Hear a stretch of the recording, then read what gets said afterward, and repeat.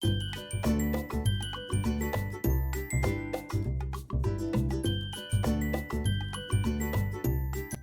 आपण बनवू मऊ, मोकळा, दाणेदार, तोंडात टाकताच विरघळणारा अननसाचा शिरा. हा शिरा बनवण्यासाठी लागणारं साहित्य पाहू. 1 वाटी बारीक तुकडे केलेले अननस घेतला आहे. अननसाचे तुकडे ज्या वाटीने मोजून घेतलेत त्याच वाटीने 1 वाटी रवा आणि 1 वाटी साखर घेतली आहे. आणि पाऊण वाटी साजूक तूप घेतलं आहे, म्हणजे अर्ध्यापेक्षा थोडंसं जास्त घेतलं आहे. गॅसवर एक पातेलं ठेवलं आहे आणि पातेल्यामध्ये 2 चमचे तूप घातलं आणि तूप गरम झाल्यावर त्यामध्ये अननस घातलं. गॅस मंद करून 2 मिनिटांसाठी अननस तुपामध्ये परतून घ्यायचं आहे, त्यामुळे अननसाला तुपाचा चांगला स्वाद येईल. 2 मिनिटं झाली की अननसामध्ये साखर घालायची आणि चांगली मिसळून घ्यायची.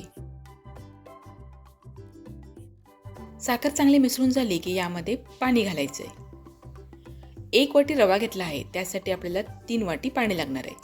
ज्या वाटीने आपण रवा मोजून घेतला आहे त्याच वाटीने 3 वाटी पाणी घालायचं. अननस आणि साखरेमध्ये पाणी चांगलं मिसळून घ्यायचं आणि गॅस मध्यम करून पाण्याला चांगली उकळी येऊ द्यायची. पाणी उकळण्यासाठी मी हे भांडं दुसऱ्या गॅसवर ठेवलं आहे आणि ह्या गॅसवर मी रवा भाजून घेणार आहे. रवा भाजण्यासाठी मी गॅसवर कढई ठेवली आणि त्यामध्ये तूप घातलं. तूप गरम झाल्यावर त्यामध्ये आपण सुरुवातीला सुकामेवा तळून घेऊ. आपण पाऊण वाटी तूप घेतलं होतं, त्यातलं 2 चमचे तूप आपण अननस परतण्यासाठी घेतलं आणि जे तूप शिल्लक होतं त्यातलंही सगळं तूप मी ते घेतलं नाही आहे. 2 ते 3 चमचे तूप मी शिल्लक ठेवलं आहे. जर शेवटी लागलंच तर मी ते वापरणार आहे. आता सुकामेवा चांगला भाजून झाला की तो काढून घेतला आणि तुपामध्ये रवा घातला. आता हा रवा आपल्याला मंद गॅसवर भाजून घ्यायचा आहे, म्हणजे घरभर त्याचा सुवास पसरला पाहिजे आणि रव्याला बाजूने तूप सुटलं पाहिजे. शिरा बनवण्यासाठी मी जाड रवा वापरला आहे. इथे बारीक रवाही वापरू शकतो, पण जाड रव्यामुळे शिरा चांगला दाणेदार होतो. तुपामध्ये जेव्हा आपण रवा घातला तेव्हा रव्याने पूर्णपणे तूप शोषून घेतलं होतं आणि रवा एकदम कोरडा दिसत होता. पण रवा जसा भाजला जाईल तसं कडेने त्याला तूप सुटायला सुरुवात होते आणि रवा आणि तुपाचं मिश्रण थोडंसं पातळ व्हायला लागतं. तेव्हा समजायचं की शिऱ्यासाठी लागणारा रवा अगदी व्यवस्थित भाजला गेला आहे. आता तुम्ही बघू शकताय रव्याला किती छान तूप सुटलं आहे. आता या अननसाच्या शिऱ्याला नैसर्गिक छान पिवळा रंग यावा म्हणून छोटा पाव चमच्यापेक्षा थोडीशी कमी हळद घालायची आहे. हळद घातल्यानंतर रवा जास्त वेळ भाजायचा नाही, म्हणून हळद रवा भाजल्यानंतर शेवटी घालायची आणि ती फक्त रव्यामध्ये मिसळून घ्यायची आहे. शिऱ्यामध्ये हळद घातल्यामुळे शिऱ्याच्या चवीमध्ये काहीच फरक पडत नाही, पण शिऱ्याला खूप छान पिवळा रंग येतो आणि मग कृत्रिम रंग घालायची गरज लागत नाही. आता तुम्ही बघू शकताय रव्याला थोडासा पिवळसर रंग आला आहे.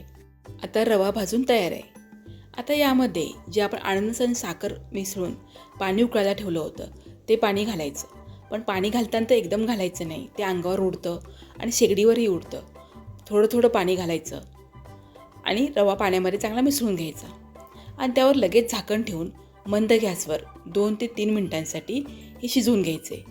लगेच झाकण ठेवायचं, नाहीतर मग पाणी सगळं बाहेर उडतं आणि सतत हलवत राहावं लागतं.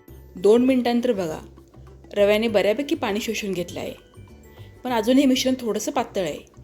आता हे मिश्रण तळापासून पुन्हा एकदा चांगलं हलवून घ्यायचं आणि परत झाकण ठेवून 2 मिनिटांसाठी शिजवून घ्यायचं.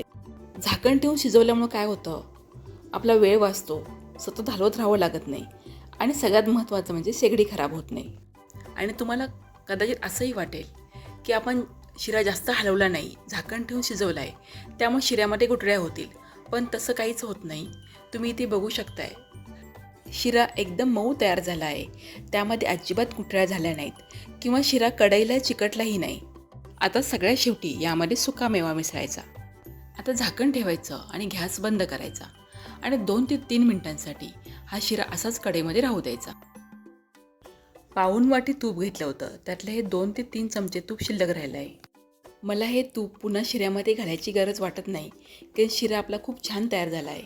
पण जर तुम्हाला असं वाटत असेल की शिऱ्याला कडेनं तूप दिसलं पाहिजे, तर हे तूप शिऱ्यामध्ये घालून शिरा चांगला परतून घेऊ शकता. केशर किंवा कोणताही कृत्रिम रंग न वापरता सुद्धा हळदीमुळे शिऱ्याला किती छान रंग आला आहे. मस्त मऊ लुसलुशीत, तोंडात टाकताच विरघळणारा हा दाणेदार अननस शिरा तुम्हाला कसा वाटला कमेंट करून सांगा. व्हिडिओला लाईक आणि शेअर करा.